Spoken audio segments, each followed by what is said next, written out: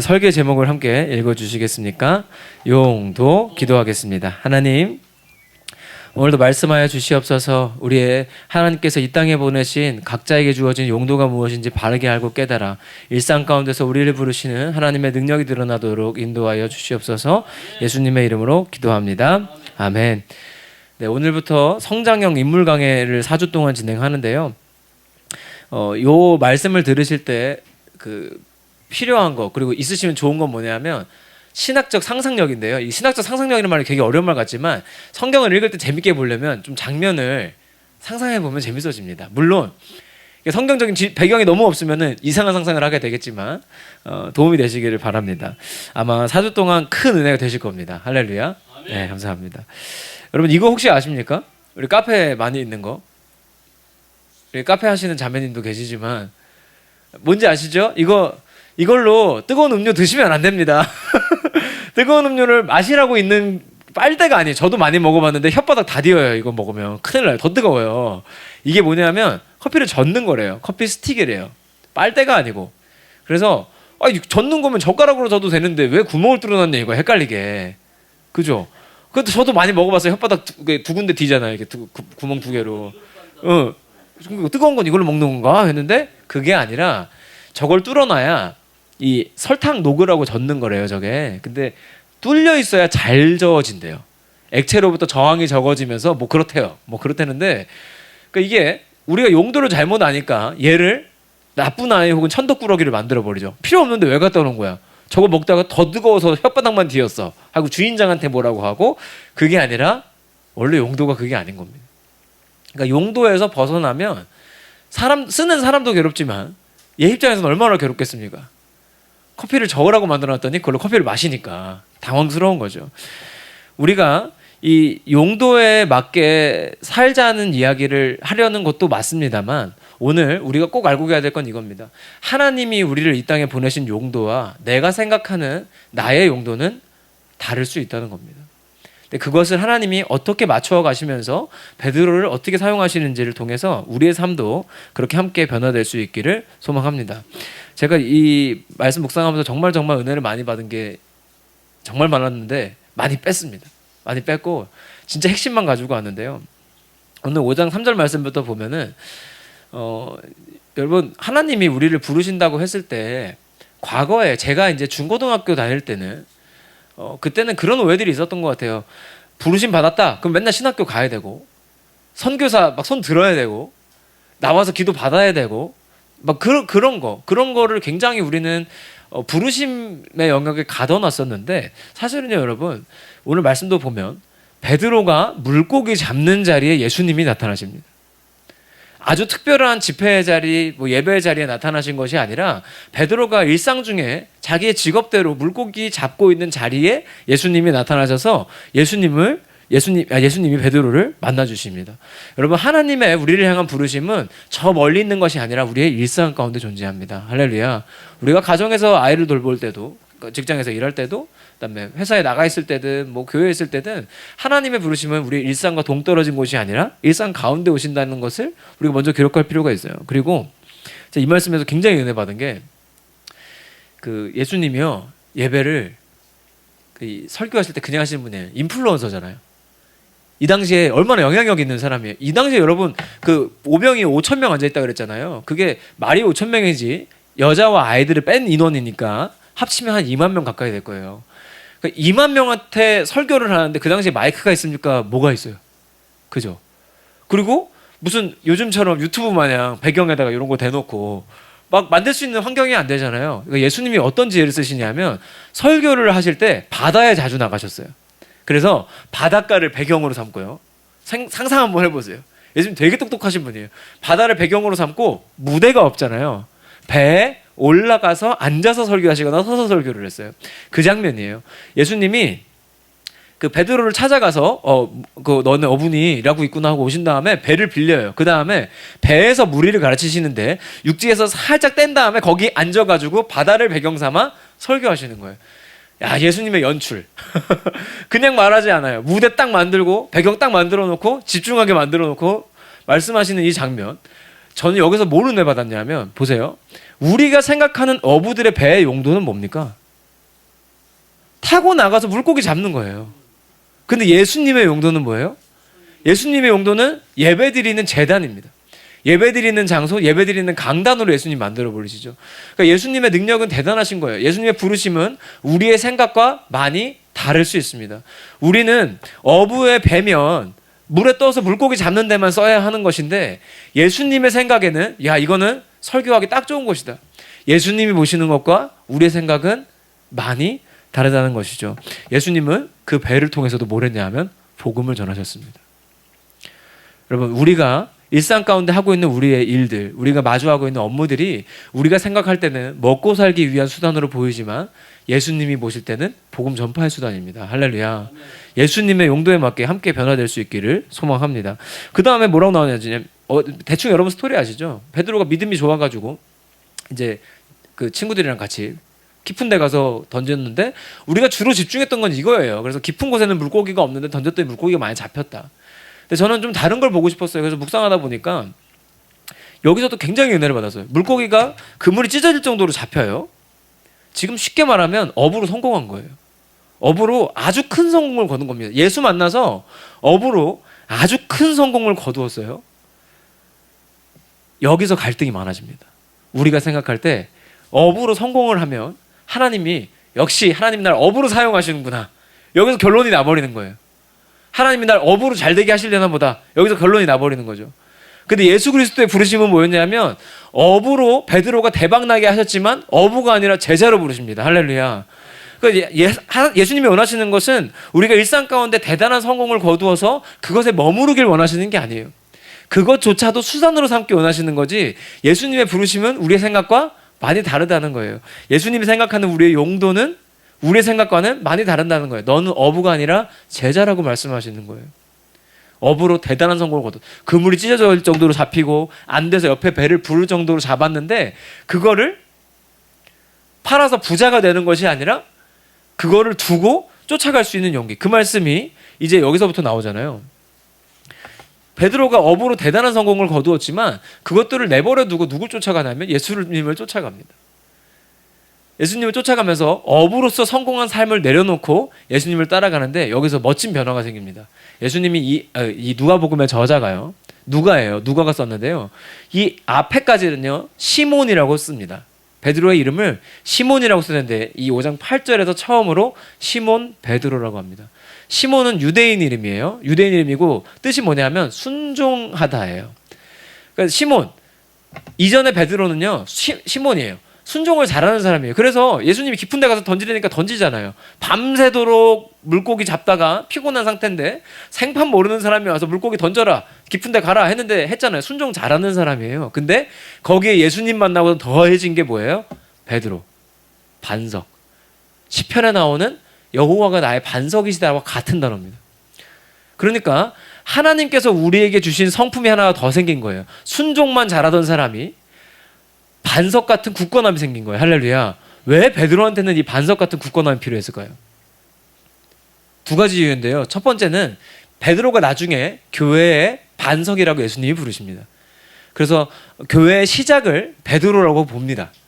예수님은 교회의 반석 같은 사람이 된다는 의미로도 주셨지만, 사실 여러분도 아시겠지만 베드로가 나중에 한참 은혜 받고 예수님이랑 활동을 다 했는데 예수님 배신하잖아요. 이 사람이 오락가락하는 사람이에요. 보면 밤새 물고기 잡고 힘들어 죽겠다, 나가서 잡아봐라, 잡힐 것이다, 아멘 하고 나가잖아요. 이 사람이 약간 기복이 심한 사람이에요.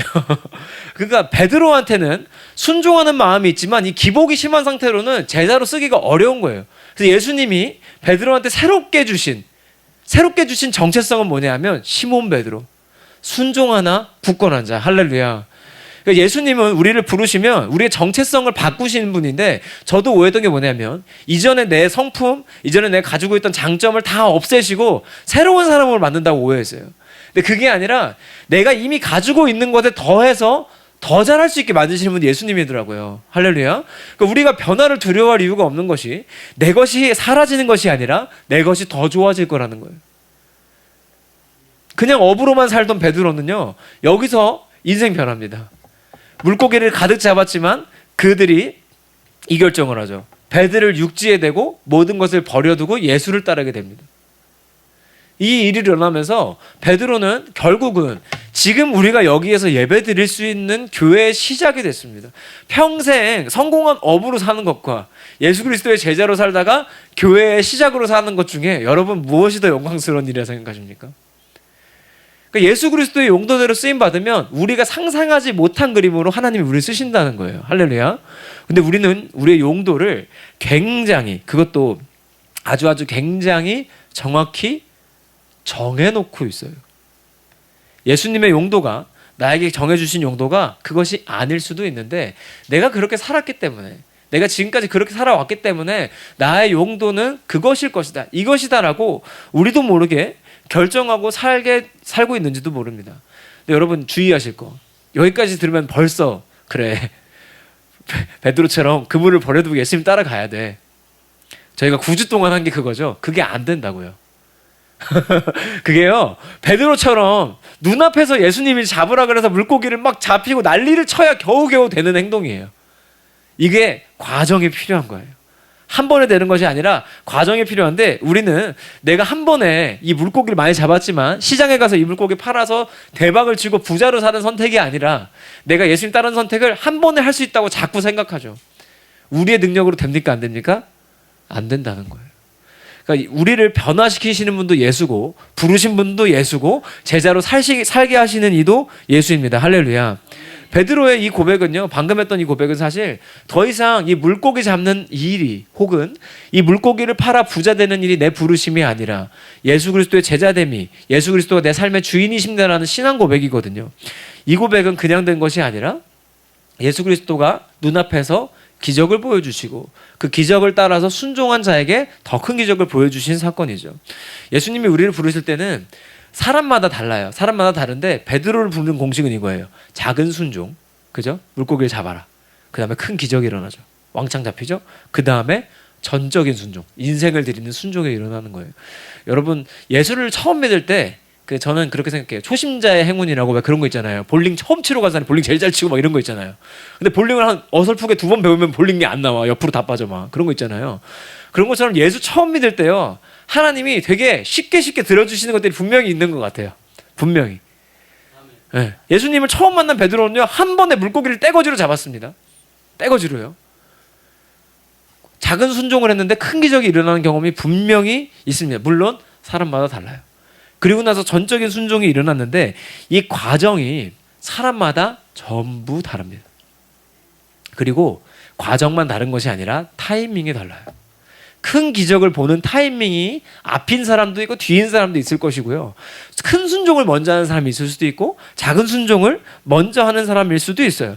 그러니까 각자에게 맞는 타이밍과 방식으로 예수님은 제자들을 부르시고 제자들을 변화시키시거든요. 여러분, 그 삶이 멀리 있는 누군가의 삶이 아니라 바로 우리를 향한 부르심입니다. 할렐루야. 예수 그리스도가 우리의 일상에 오셔서 우리를 부르시고 우리를 변화시키시고 결국 우리를 또 쓸만한 제자들로 변화시켜 가시는데 그 타이밍과 방식이 다르다는 거예요. 근데 왜 이 말씀을 드리냐면, 저희는 사실 아기 교회잖아요. 아직 돌이 안 지났잖아요. 여기 임시성전 들어온 지 돌이 안 됐기 때문에 아기 교회잖아요. 우리가 이 타이밍을 당기려고 하다가 하는 실수들이 많더라고요. 제가 하는 실수입니다. 제가 사역하면 해보면 중고등부 때 은혜 받아서 변화되는 애들이 있고, 진짜 저도 깜짝 놀라는데 중고등부 내내 개판 치고 다니다가 청년부 와서 갑자기 변화되는 애들이 있어요. 이게 가능한 일인가 싶을 정도로 그런 애들이 있어요.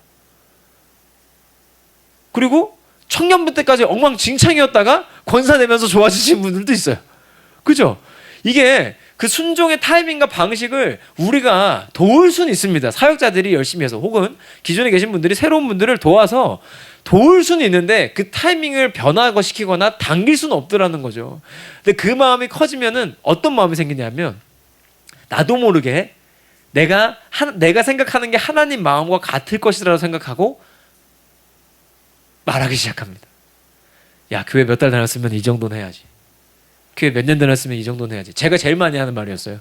초등부 애들한테도 저는 그랬어요. 야, 얘들아, 니네가 예수 믿은 지 10년이 넘었다. 회사에도 10년이 넘으면 베테랑이다. 우리가 이렇게 그냥 애기로만 살 것이 아니다. 이 얘기를 제가 초등부 사역할 때 얼마나 많이 했는지 몰라요. 작년 12월까지 초등부 사역했어요. 얼마나 많이 했는지 몰라요. 근데 돌이켜보면 아주 틀린 말은 아니지만 하나님이 초등부 때 만나주시는 아이들도 있고, 그리고 그 아이들 상호관계 안에서 하나님이 저보다 더 간절하게 타이밍을 바라고 계실 텐데, 내가 그걸 당기려고 하다 보니까 어떻게 되냐면 엄마들을 자꾸 불러내요. 엄마들 불러내서 상담을 해요. 하다 보면 나도 모르게 엄마들을 자꾸 혼내요.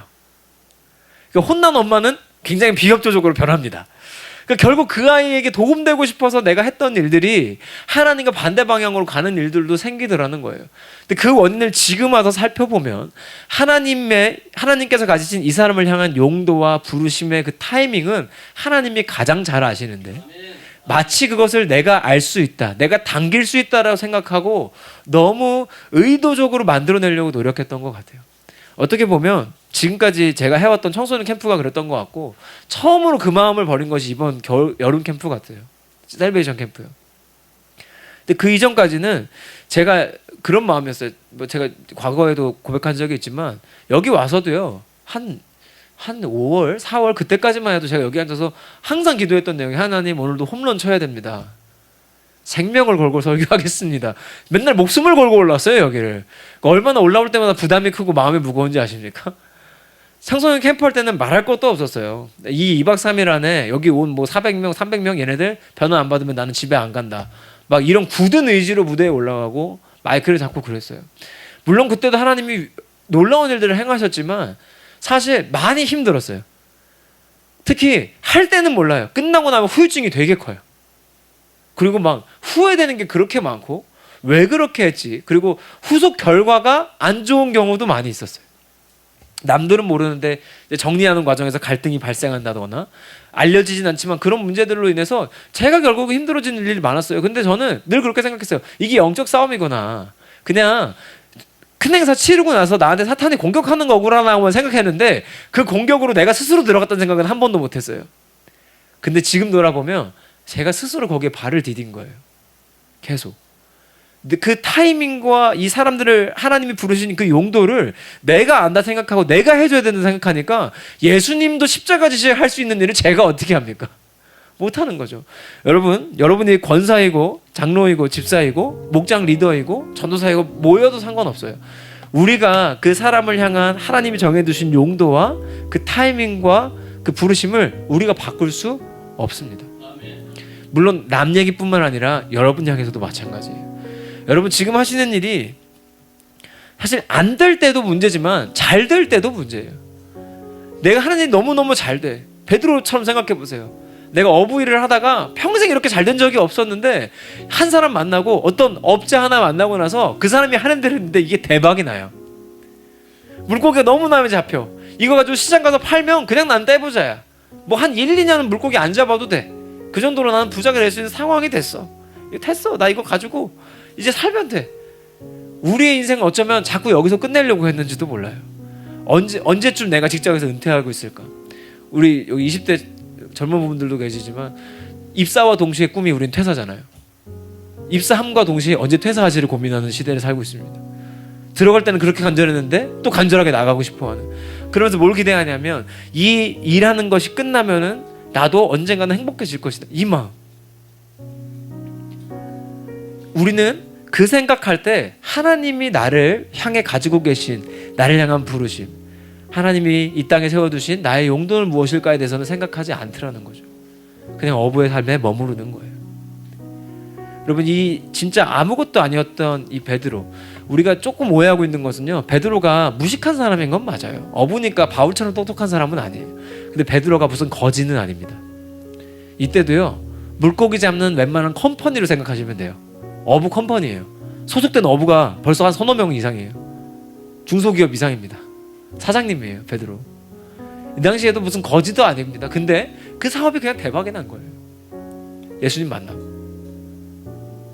여기까지는 우리 일상에서도 자주 있습니다, 여러분. 그죠? 그런데 우리가 그 예수님 만나서 대박난 이 아이템에 집중하면 예수님이 나를 향한 진짜 용도를 까먹는 거예요. 예수님은 배를 통해서도 복음을 전하셨어요. 어부를 통해서도 제자 삼으셨어요.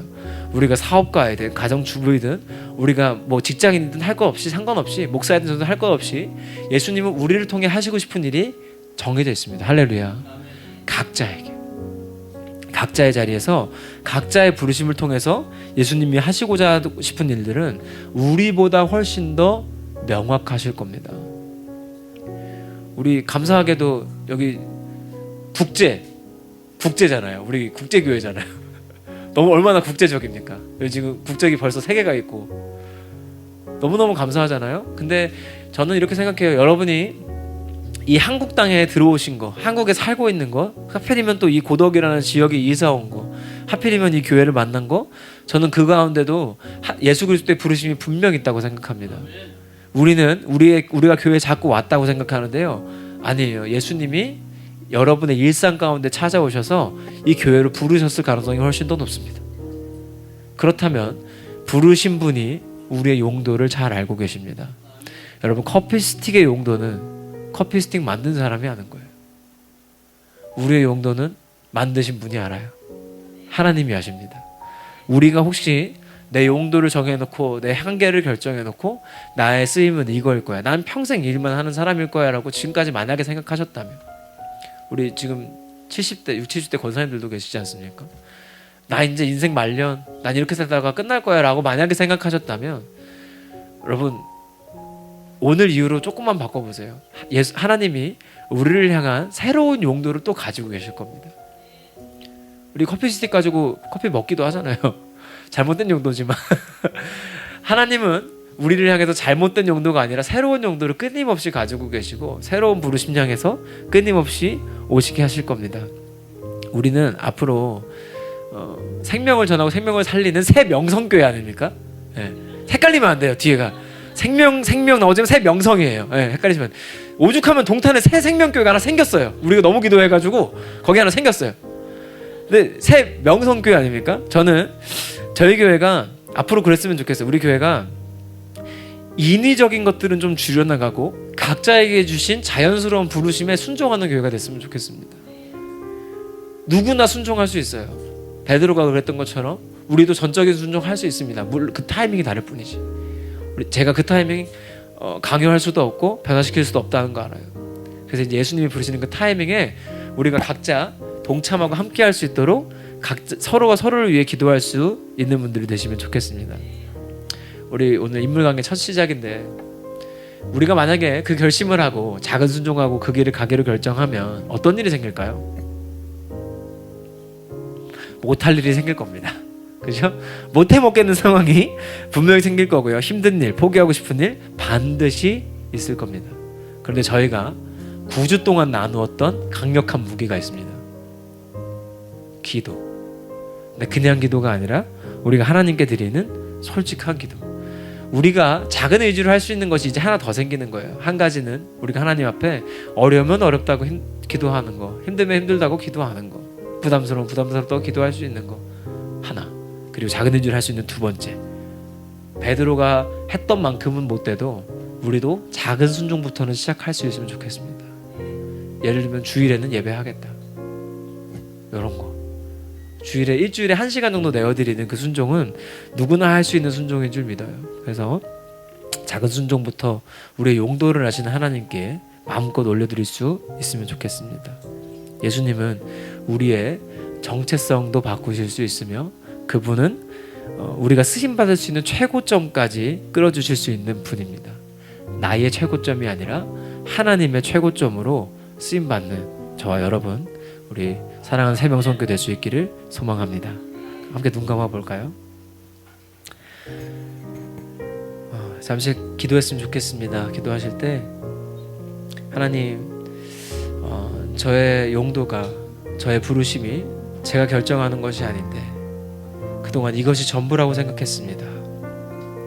잘 될 때도 전부라고 생각했고 안 될 때도 전부라고 생각했습니다. 그러나 이제야 깨닫습니다. 나를 부르신 이도 예수님이시고 변화시키시는 이도 예수님이시고 나의 용도를 가장 잘 아시는 이가 하나님이십니다.